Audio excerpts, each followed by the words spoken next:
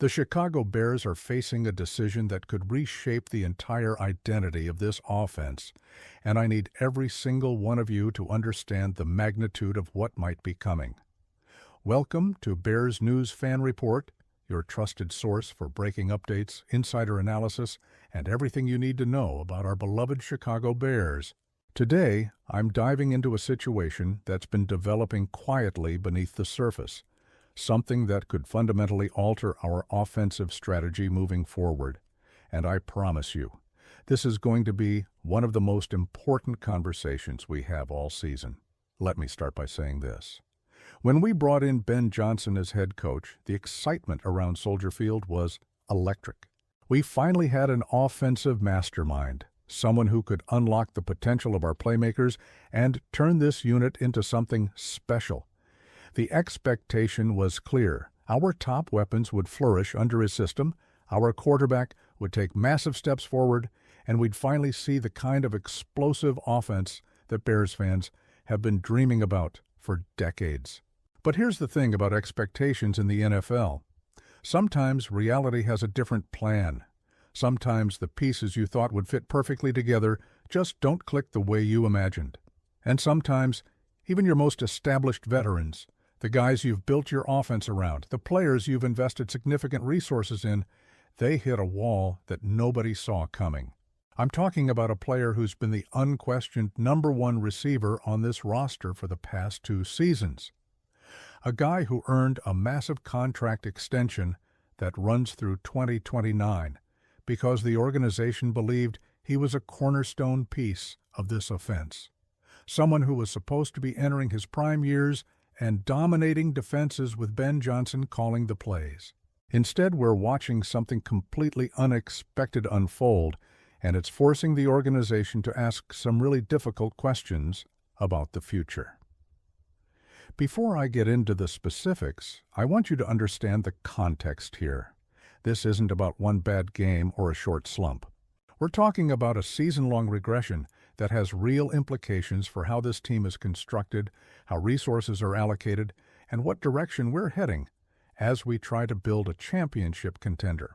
The numbers tell a story that's impossible to ignore, and when you combine those numbers with the financial realities of the NFL salary cap, you start to see why this situation is so complex.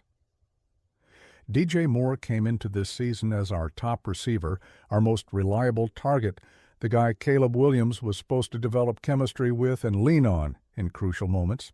He had back-to-back seasons where he proved he could produce at a high level, giving us hope that we finally had that true #1 weapon on the outside. The Bears were so confident in him that they handed him an extension, making him the highest-paid player on our offense. That's the level of commitment we're talking about. But this season has been a completely different story. Moore is on pace to finish with fewer than 800 receiving yards, which would be his worst performance since his rookie year back in 2018. Think about that for a second. We're talking about a veteran receiver in what should be his prime years, playing in a supposedly innovative offensive system, and he's regressing to numbers we haven't seen from him in nearly a decade. That's alarming no matter how you slice it. Now, there are plenty of factors that could explain this decline. The offensive line hasn't given consistent protection. Caleb Williams is a rookie quarterback still learning the NFL game. The play calling hasn't always maximized our weapons effectively. Injuries and inconsistency across the roster have made it difficult to establish any real rhythm. All of those things are true, and they all contribute to what we're seeing from Moore this season. But here's where it gets complicated. DJ Moore is set to make $28.5 million in 2026. That's a massive cap hit for a player who's about to turn 29 years old and is coming off the worst statistical season of his career. When you're Ryan Poles looking at the salary cap situation, when you're trying to figure out how to maximize resources and build a roster that can compete for championships, that number becomes impossible to ignore. The Bears are in a tight cap situation heading into the offseason. We've got decisions to make about several key players. We need to address multiple positions through free agency and the draft, And every dollar matters when you're trying to construct a competitive roster. Paying a receiver nearly $30 million when he's not producing at an elite level creates a real problem, especially when you have young talent waiting in the wings. And that's the other part of this equation that makes it so interesting. Rome Odunze has shown flashes of brilliance as a rookie. Luther Burden is coming in as a highly touted prospect who could make an immediate impact. Suddenly, you're looking at a scenario where the Bears might have two young, talented receivers on rookie contracts who could potentially step into larger roles. From a roster construction standpoint, that's incredibly appealing because it allows you to allocate resources to other positions of need. So the question becomes, what do the Bears do with DJ Moore? Cutting him outright isn't a realistic option because it would create a $7 million cap hit, which doesn't solve anything. They could technically do a post-June 1st cut, but that would saddle the team with $27 million in dead cap money, which is absolutely devastating from a financial perspective. That's not happening under any circumstances. The only viable path forward if the Bears decide to move on from Moore is through a trade. Now, trading him would create $16 million in cap space, which is significant money that could be used to address other needs on the roster.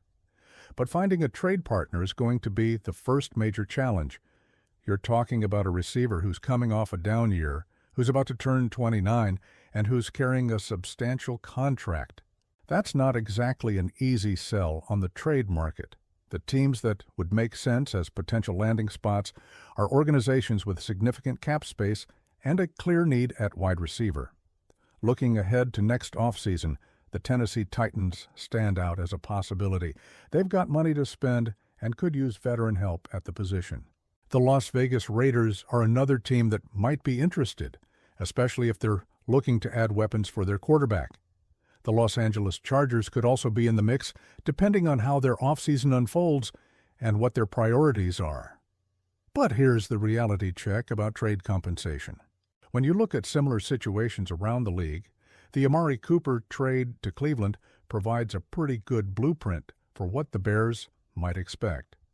Cooper was turning 29 in 2022, coming off a down year, and Dallas moved him for a fifth-round pick and a swap of sixth-round picks. That's probably the ballpark we're looking at for Moore if a trade happens. I know that's not the return Bears fans want to hear. We'd all love to get a second or third-round pick for a player we invested so much in, but that's not how the market works.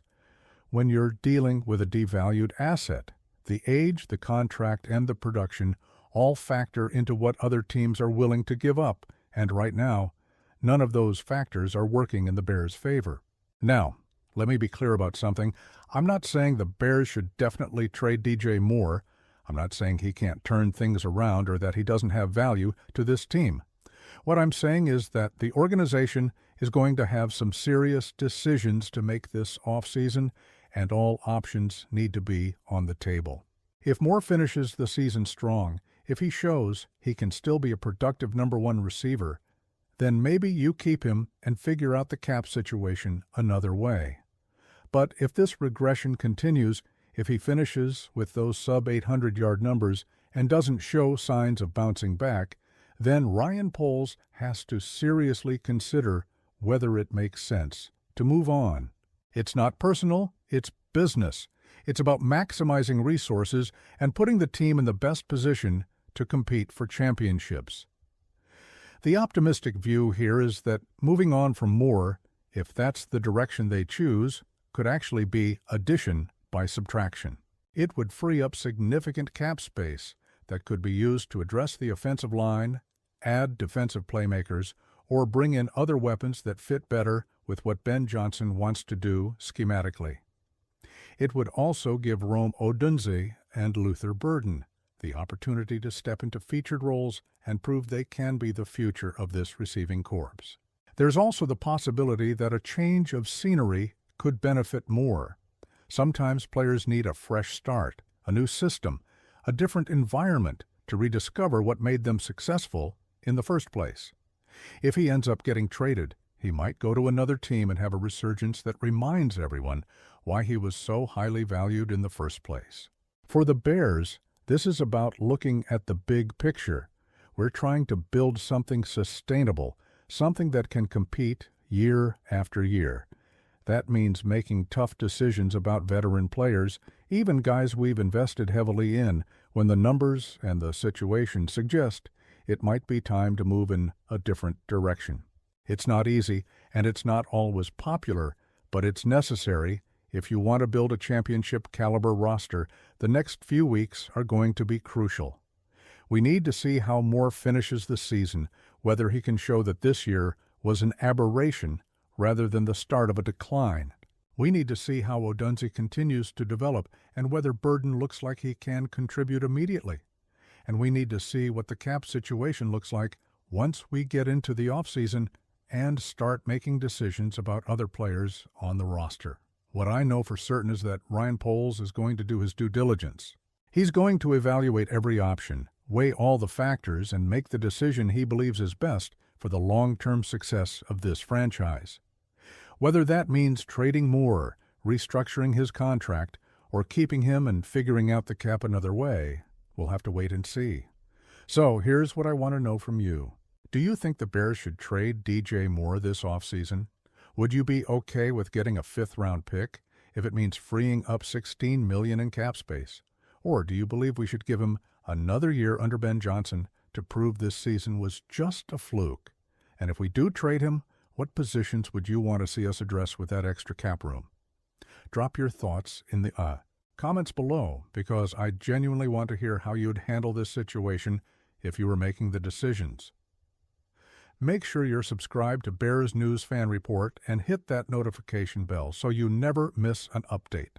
We're going to be all over this story as the season progresses and into the offseason, bringing you the latest information and the most thorough analysis you'll find anywhere. This is the kind of critical conversation that defines franchises, and I want you right here with me as we navigate it together. Bear down.